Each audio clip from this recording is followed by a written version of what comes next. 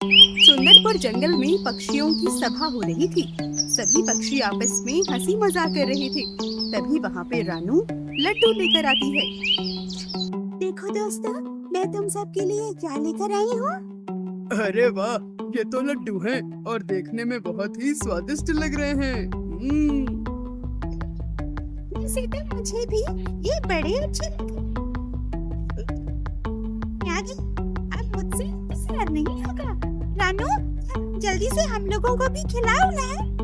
तभी रानू सभी दोस्तों को लड्डू खिलाने लगती है। इतने में अचानक से वहाँ पर शिकारी पक्षी चील और बाज आ जाते हैं और दोनों पक्षी सभी पर हमला कर देते हैं। अचानक से हुए हमले से सभी पक्षी बहुत घबरा जाते हैं। चील और बाज ने मीनू मौसी, कालू कौवा, मोनू और भी अन्य पक्षियों को कैद कर लिया था।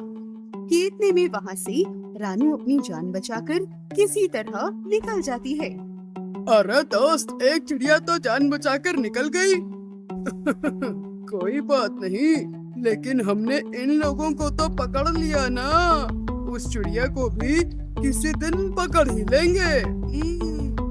ऐसा बोल के दोनों जोर जोर से हंसने लगते हैं और सभी पक्षियों को लेकर अपने घोंसले की ओर निकल जाते हैं। वहीं दूसरी ओर रानू शिकारी पक्षी से बचकर जंगल में अब बहुत दूर आ गई थी और एक पेड़ पर उदास होकर बैठ के सोचने लगती है। हे भगवान, ये क्या हो गया? वो दुष्ट चील और बाज ने मेरे सभी दोस्तों को पकड़ लिया। अब मैं क्या करूं? मैं इस तरह भाग नहीं सकती। मुझे अपने दोस्तों को बचाने के लिए कुछ तो करना ही होगा। ऐसा बोल के रानू सोचने लगती है और वहीं शाम हो जाती है। इतने में रानू के मन में एक योजना आती है।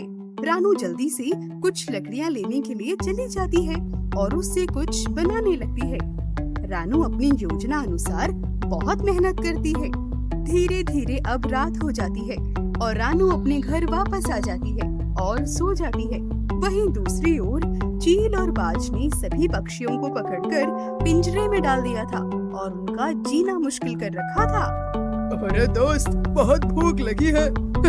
चलो इसमें से किसी एक चिड़िया को पकाकर खाते हैं। और क्या, मुझे भी बहुत भूख लगी है और हमने कई दिनों से चिड़िया का ताजा मांस नहीं खाया। चलो खाया जाए। अरे लेकिन हम इनमें से खाएंगे किसको?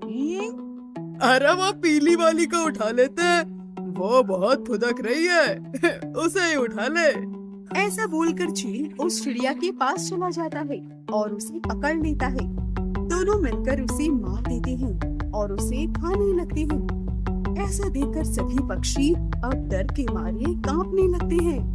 अरे वाह, ये चिड़िया तो बहुत स्वादिष्ट है। खाने में तो मजा ही आ गया। हाँ यार, मुझे भी। चलो अब सोया जाए। बाकी की चिड़ियों को कल पकाकर खाएंगे। ऐसा बोल के चील और बाज सोने चले जाते हैं। वहीं कालू कौवा, मोनू, टीनू मौसी और अन्य पक्षियों की डर के मारे हालत खराब हो रही थी।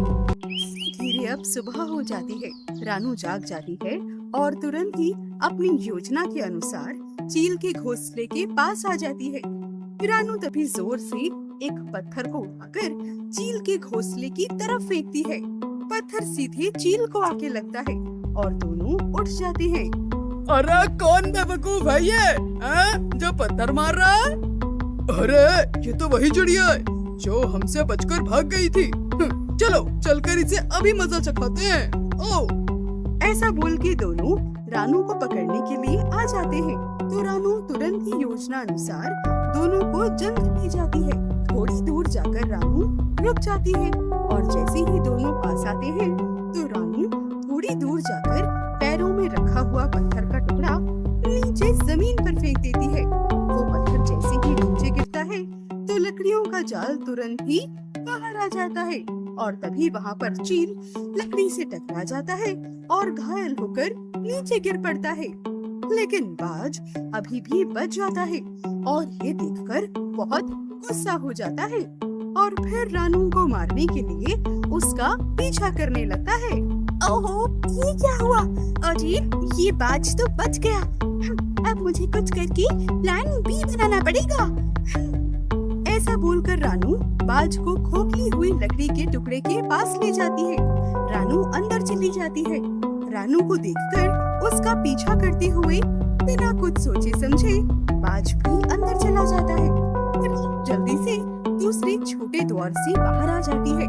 जबकि बाज अपने बड़े शरीर के होने के कारण उस छोटे से द्वार से बाहर नहीं आ पाता है और वो जल्दी से पीछे मुड़ जाता है। इतने में रानू बाहर आकर डोरी काट देती है।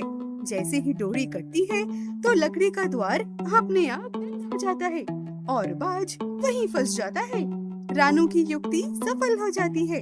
वहीं चील और दुष्ट बाज को उसके किए की सजा मिल जाती है।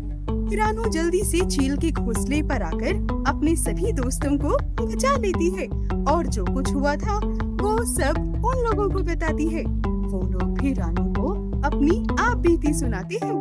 सभी पक्षी रानू को धन्यवाद देते हैं और अपने अपने घर वापस लौट जाते हैं और इसी तरह सुंदरपुर में खुशियाँ वापस लौट आती हैं। तो दोस्तों, कैसी लगी आपको हमारी ये कहानी? अगर कहानी अच्छी लगी हो तो इस वीडियो को लाइक करना, इस चैनल को सब्सक्राइब करना और हाँ, ये कहानी अपने दोस्तों के साथ भी जरूर शेयर करना। मैं जल्दी वापस आऊंगी किसी नई कहानी, नई सीख के साथ। तब तक के लिए बाय बाय।